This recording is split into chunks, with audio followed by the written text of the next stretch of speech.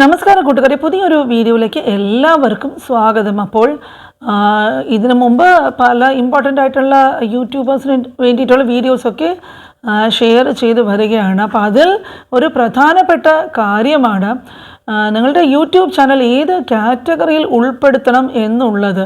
അപ്പോൾ ഏത് തരം വീഡിയോസാണ് നിങ്ങൾ അപ്ലോഡ് ചെയ്യുന്നതോ അത് അനുസരിച്ചിട്ടായിരിക്കും നിങ്ങൾക്ക് എന്താ കാറ്റഗറി എന്ന് വരുന്നത്. ചിലർക്കൊക്കെ കുക്കിംഗ് വീഡിയോസ് ചെയ്യുന്നവർക്കൊക്കെ ആ കാറ്റഗറിയിലായിരിക്കും.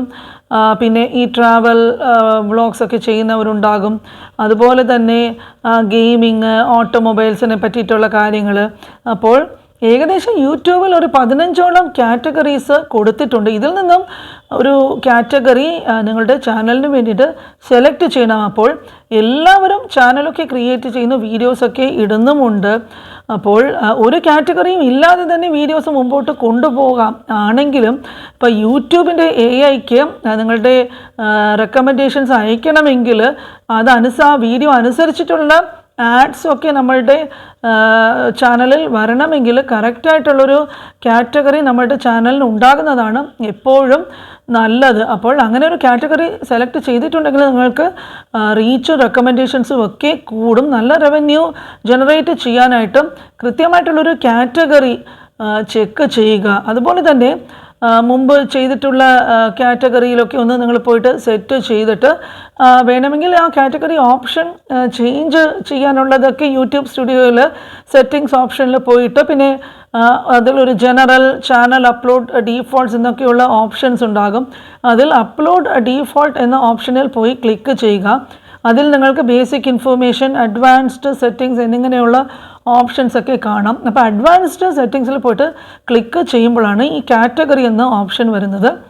അപ്പോൾ ആ കാറ്റഗറിയിൽ പോയി ക്ലിക്ക് ചെയ്താൽ നിങ്ങൾക്ക് ഈ പറഞ്ഞ പോലെ ധാരാളം കാറ്റഗറീസ് കാണാനായിട്ട് സാധിക്കും. അതിൽ നിന്നും നിങ്ങളുടെ കാറ്റഗറി എന്താണോ അത് സെലക്ട് ചെയ്യുക. അപ്പോൾ ഒരുപാട് ഈ മിക്സഡ് ആയിട്ടൊക്കെ വീഡിയോസൊക്കെ ഇട്ടവരാണെങ്കിൽ ഈ പീപ്പിൾ ആൻഡ് വ്ളോഗ്സ് എന്ന കാറ്റഗറിയിൽ ഇട്ടിട്ട് പിന്നെ നിങ്ങൾക്ക് എപ്പോഴെങ്കിലും വേണമെങ്കിൽ അത് ആ കാറ്റഗറി മാറ്റാനായിട്ട് സാധിക്കും. അപ്പോൾ ഓഡിയൻസിന് പെട്ടെന്ന് നിങ്ങളുടെ ചാനലിൽ എത്തിച്ചേരണമെങ്കിലും യൂട്യൂബിന് പെട്ടെന്ന് നിങ്ങളുടെ ചാനലിനെ കുറിച്ചൊരു ഐഡൻറ്റിഫൈ ചെയ്യണമെങ്കിലും അത് വളരെ മുഖ്യമായിട്ട് ചെയ്യാനുള്ളതാണ് ഈ കാറ്റഗറി സെലക്ഷൻ ചെയ്യുന്നത്.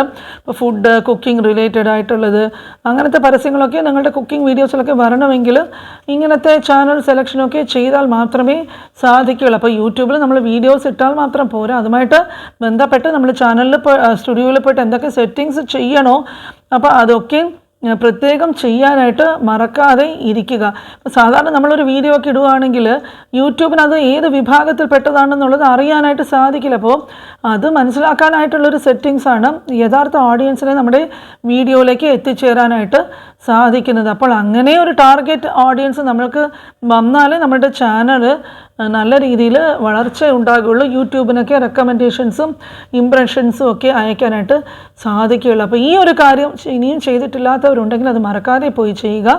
അപ്പോൾ ഒരുപാട് പേര് ഞാനിപ്പോൾ ഇടയ്ക്ക് വീഡിയോസ് കണ്ടിന്യൂസ് ആയിട്ട് ഇട്ടില്ലെങ്കിലും എപ്പോൾ വീഡിയോ ഇടുമ്പോഴും ആദ്യത്തെ കുറച്ച് നിമിഷങ്ങൾക്കകം തന്നെ വന്ന് കാണുന്ന സ്ഥിരമായിട്ടുള്ള സഹോദരന്മാർ ഒരുപാട് പേരുണ്ടാവുക. അത് എനിക്ക് മനസ്സിൽ വളരെയധികം സന്തോഷമുണ്ട്. നിങ്ങളൊന്നും മറന്നു പോകാതെ എപ്പോൾ ഞാൻ വീഡിയോ വിട്ടാലും വന്ന് കാണാറുണ്ട്, അഭിപ്രായങ്ങളൊക്കെ ചോദിക്കാറുണ്ട്.